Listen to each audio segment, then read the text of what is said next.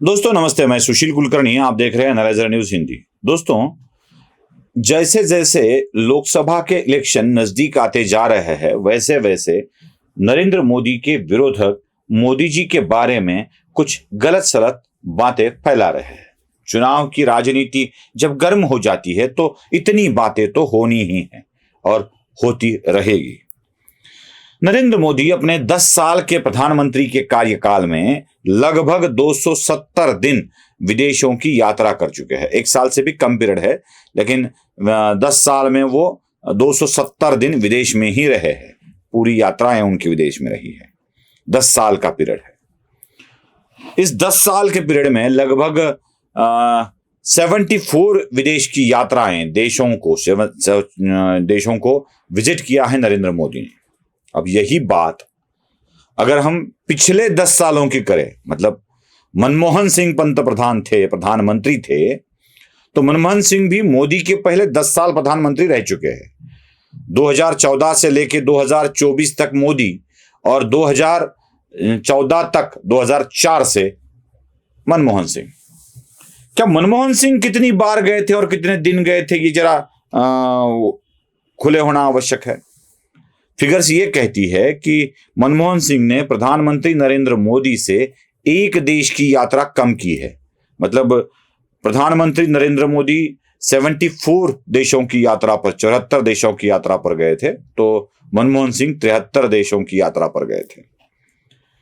और दिन की बात करें दोस्तों, तो प्रधानमंत्री नरेंद्र मोदी 270 दिन विदेश यात्रा पर थे और मनमोहन सिंह 306 दिन विदेश यात्रा पर थे। मतलब बात साफ है, 36 दिन, एक महीने से भी ज्यादा मनमोहन सिंह विदेश में रहे और एक विजिट कम की। साफ साफ समझता है कि मनमोहन सिंह के द्वारा ही ज्यादा दिन यात्राएं की गई थी।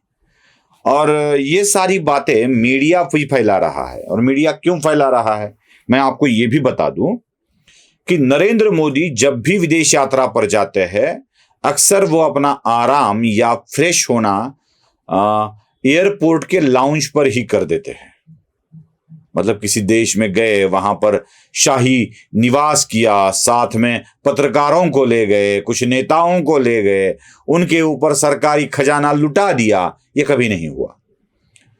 रात का वक्त सफर में बीत जाए, सोना भी फ्लाइट में हो जाए, सुबह जल्दी उतर जाओ तो लाउंज में थोड़ा फ्रेश हो जाओ। कहीं ये अगर फ्लाइट में कोई किसी एयरपोर्ट पे उतरना है, फ्यूल लेना है, तो उसी लाउंज में फ्रेश हो जाओ और निकल जाओ।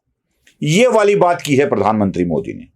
और मनमोहन सिंह के वक्त शाही व्यवस्था पूरी।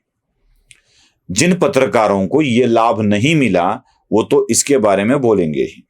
मुझे आश्चर्य इस बात का है कि साल भर G20 की विजिट्स भारत में रही।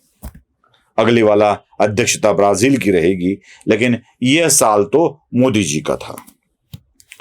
ये G20 B20 कुछ नहीं होता है। यह बस नरेंद्र मोदी का इवेंट मैनेजमेंट प्रोग्राम है। इससे कुछ हाथ नहीं आने वाला है। क्या खाक करेंगे मोदी G20 की मीटिंग लेके, समिट करके? क्या क्या कर लेंगे मोदी? यही बातें फैलाई जा रही है। दोस्तों, अब तक यह बात चलती आई है कि दिल्ली ही डिप्लोमेसी का सेंटर रहा है। जो कुछ हुआ है दिल्ली में हुआ है। लेकिन G20 समिट में क्या हुआ है बता दूं। 32 भिन्न भिन्न शाखाओं की लगभग 200 से अधिक मीटिंगें भारत के 1 टायर, 2 टायर, 3 टायर शहरों में हुई है। मतलब महाराष्ट्र की बात करें तो औरंगाबाद, नागपुर, मुंबई, पुणे, इस शहर में G20 के लोग आकर गए। छोटे छोटे शहरों में G20 की मीटिंगें हुई है। मतलब डिप्लोमेसी का सेंटर बदला, दिल्ली से हटकर पूरे भारत का दर्शन विश्व को हुआ। अब इन मीटिंगों का क्या फायदा? अब देखना है फायदा तो पहले देशों की सूची जान लीजिए, देख लीजिए इसमें 19 देश कौन से है। मैं 19 की बात कर रहा हूं, एक कौन सा समूह ये भी बताऊंगा। अर्जेंटीना, ऑस्ट्रेलिया, ब्राजील, कनाडा, चीन, France, Germany, Bharat, Indonesia, Italy, Japan, Korea, Mexico, Russia, Saudi Arabia, दक्षिण अफ्रीका, तुर्की, इंग्लैंड, अमेरिका। और इसके साथ साथ ईयू के देशों का एक महासंघ होता है, वह भी एक सदस्य के रूप में G20 में सम्मिलित है।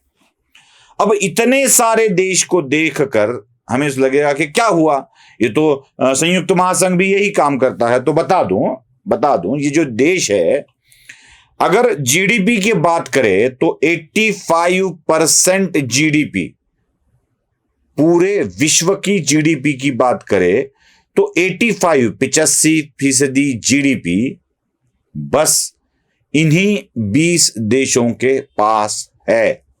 आप अंदाजा लगा सकते हैं क्या स्थिति है। अगर वर्ल्ड ट्रेड की बात करें, जो जागतिक व्यापार होता है, उस व्यापार की बात करें तो 75% व्यापार इन्हीं 20 देशों के हाथ में है। तो अंदाजा लगा सकते हैं कि इन 20 देशों की पूरे विश्व पर कैसी छाप होगी। यही तय करते हैं पूरे विश्व का संचालन।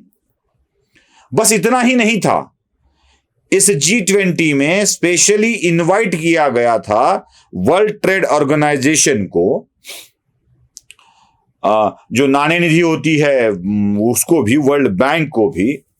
और बता दूं, भारत के मीडिया को शायद इसका आकलन नहीं होगा, मैंने इसीलिए आपको प्रधानमंत्री की विदेश वाली बात पहले बताई थी। मीडिया को विदेशों में लेकर नहीं जाते हैं मोदी, उनके मीडिया कर्मियों को लेकर नहीं जाते हैं, तो इसका गुस्सा तो आएगा ना। G20 को इवेंट ही माना जाएगा।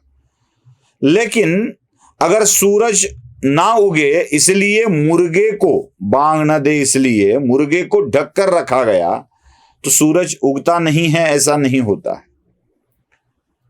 पूरे विश्व के 100% मीडिया हाउसेस, मराठी को छोड़कर, मराठी वालों को तो बात ही छोड़िए भाई, चाय बिस्कुट के अलावा कुछ सोचते ही नहीं है वो।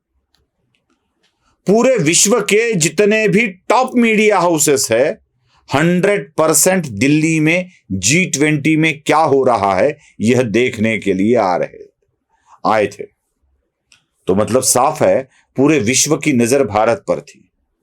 G20 को केवल एक इवेंट मानने वाले अगर इसको देख ले और समझ ले, तो प्रधानमंत्री ने क्या अचीव किया है यह भी आपके समझ में आ जाएगा। नमस्ते।